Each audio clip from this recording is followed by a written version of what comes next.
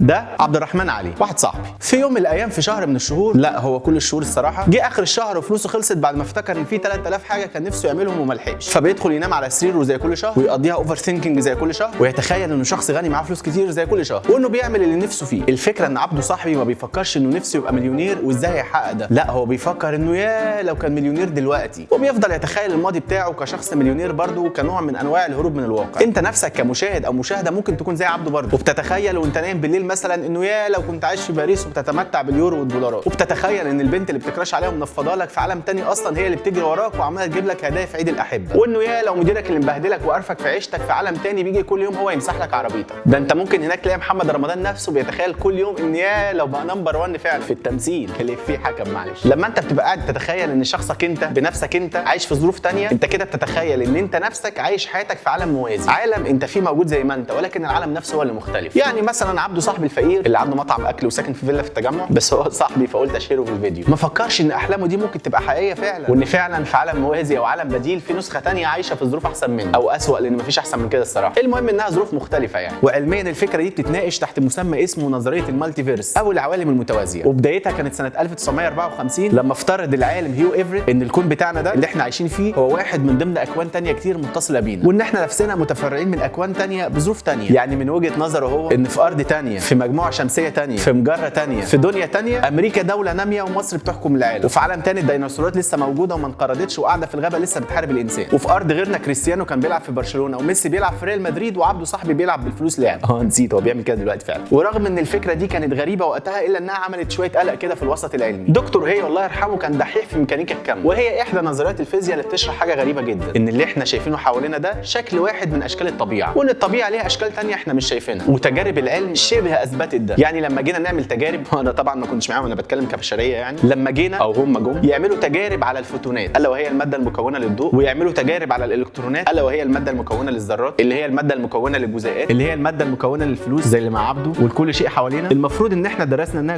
جسم، ولكن تجارب ميكانيكا الكم اكتشفت ان الالكترون مثلا هو جسم وموجه في نفس الوقت، واطلقوا على الحاله دي ذا سوبر بوزيشن. لكن احنا بقى كبشريه لما بنيجي نراقب الالكترون ده بيظهر لنا في حاله واحده بس وبيخبي مننا الحاله الثانيه. يعني كمثال لو انت بتلعب كوره وشوطها جامد وسناب صوت ازاز بيتكسر، بصيت لقيت لمبتين في عمودين بعاد عن بعض مكسورين، فاستغربت وحبيت تعملها تاني وفضلت تجرب انك تشوط الكوره فوق بس وانت مركز معاها، الكوره ما بتكسرش غير لمبه واحده بس في عمود واحد بس. طب ازاي تشوط من غير ما تبص تكسر الاثنين؟ هتتجنن طبعا. بس ده اللي الطبيعه بتعمله معانا طول الوقت، بتظهر لنا بس اللي هي عايزه توريه لنا. يعني الكوره دي وانت مش شايفها بتتصرف بطريقه ثانيه غير وانت باصص عليها، حتى لو الطريقه دي في عالم موازي مش في العالم اللي احنا فيه. طبعا انت مش مصدق اللي انا بقوله ولا انا الصراحه، بس يعني هي الابحاث والتجارب بتقول كده. ومن وجهه نظر التجارب دي لو احنا مسكنا التليفون ده ورميناه على الارض المفروض انه يتكسر يفضل سليم، بس ده من وجهه نظرك انت ومن وجهه نظر انا برضه. ولكن الفيزياء دلوقتي بتقول لك ان التليفون ده هيبقى اتكسر وما اتكسرش في نفس الوقت، 2 في 1، وان الطبيعه هتوريك نتيجه واحده بس من الاثنين. عشان كده ايفريت افترض ان النتيجه اللي ما شفناهاش دي حصلت في عالم تاني، عالم موازي، عالم التليفون فيه ما اتكسرش بالرغم انه اتكسر عندك، عالم الكهرباء قطعت فيه واحنا بنصور الحلقه دي وما كملتش فما اتصورتش فما نزلتش، عالم الزمالك فيه نادي القرن، وعالم محمد صلاح فيه اهم ابطال العالم، وعادل امام واحمد زكي اهم نجوم السينما في الوطن العربي، ونجيب محفوظ ونبيل فاروق واحمد خالد توفيق اهم كتاب الوطن العربي، ومجدي يعقوب اهم جراح القلب في العالم. وده طبعا مش تقصير منهم هنا لا سمح الله، ده عشان ولادنا ابطال ونجوم في اي عالم يروحوه، ده كده كده. تعالى بقى نربط الحاجات ببعضها. في يوم من الايام حبيت تخرج خطيبتك او صاحبتك او اختك او مراتك وتروح تعزمها على فانسي دينر في مطعم لسه افتتاحه اول يوم النهارده. طبعا التصور ده هيتطبق في عالم موازي مش هنا، لان لو هنا نروح في حاله واحده بس انهم يكونوا بيوزعوا سندوتشات ببلاش. المهم ان انت اول ما دخلت المطعم مع خطيبتك بصيت لقيت واحده اجنبيه قاعده لوحدها وبتلعب في الموبايل، تنحت يا معلم، وقبل ما تشرح لخطيبتك راحت رزعاك قلم على وشك وسابتك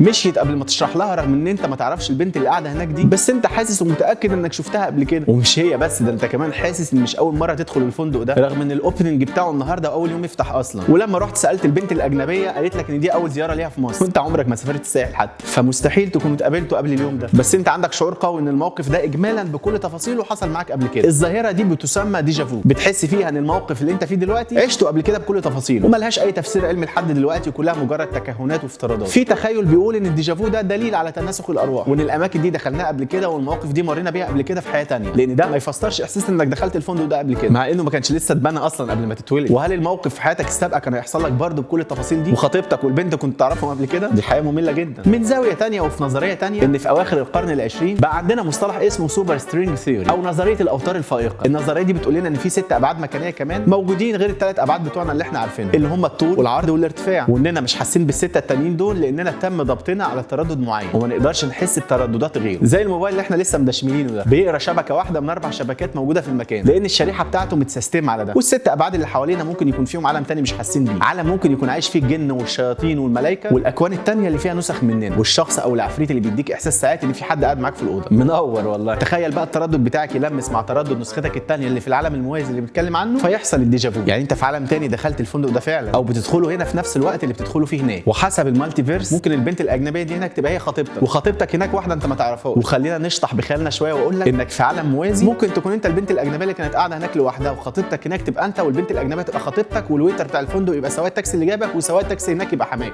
كل الحب. من زاويه ثانيه بقى او ثالثه، في سوره الطلاق الايه رقم 12 بتقول بسم الله الرحمن الرحيم الله الذي خلق 7 سماوات ومن الارض مثلهن. الايه دي بتقول نصا ان ربنا زي ما خلق 7 سماوات خلق 7 اراضي. وفي حديث شريف مروي عن ابن عباس الله اعلم مدى صحته ان ربنا خلق 7 اراضين كل ارض عليها نبي زي نبينا، ادم كادم، ونوح كنوح، وعيسى كعيسى، وابراهيم كابراهيم. يعني بالظبط نص نظريه المالتي فيرس في سطرين. يعني 6 اراضي ثانيه غير ارضنا ممكن يكونوا موجودين في ال6 ابعاد اللي بتضيفهم نظريه الاوتار. وساعتها هنتساءل، هل لو النظريه دي صحيحه ممكن تقابل نسختك الثانيه يوم القيامه؟ وهل هتتحاسبوا يوم القيامه مع بعض، ولا ممكن يكون في نسخه منك في الجنه ونسخه في النار؟ ده بافتراض صحه النظريه. والدين فتح مجال كبير في التفكير. وانت كمان تخيل، يا ترى نسختك الثانيه فين وبتعمل ايه دلوقتي؟ وهل ظروفه احسن من ظروفك ولا العكس؟ هل هو كمان مش حاسس بيك؟ ولا ممكن العالم عنده يكون متفوق تكنولوجيا وقدر انه يشوفك بس مش عارف يتواصل معاك، او عارف ومش راضي لا يحصل خلل في الكون؟ وانت عامل ايه دلوقتي؟ سلام. ممكن تكون انت البنت الاجنبيه اللي قاعده هناك لوحدها وخطيبتك تبقى انت. ممكن تكون انت البنت الاجنبيه اللي كانت قاعده لوحدها وخطيبتك هناك تبقى انت، فالتاكسي هناك يبقى حميك. تعب تريك.